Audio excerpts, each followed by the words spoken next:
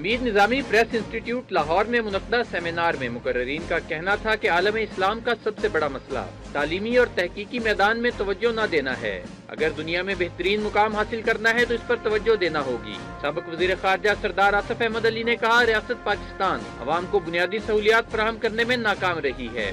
پاکستان کی ریاست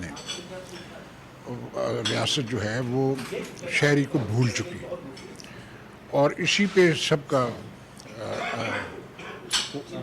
پیغام سب کا یہی تھا کہ ریاست کا فوکس واپس جانا چاہیے شہری کے اوپر۔ جماعت اسلامی کے رہنما فرید پراچا کا کہنا تھا کہ نظریے پر مضبوطی سے قائم رہنے سے ہی عالم اسلام ترقی کر سکتا ہے۔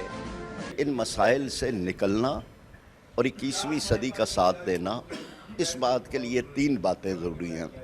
ایک یہ کہ اپنے نظریے کے ساتھ کمٹمنٹ، دوسرا یہ کہ بہترین اور ٹھیک قیادت جس کو امت کا احساس ہو، اور تیسرا علم کے میدان میں آگے بڑھنا۔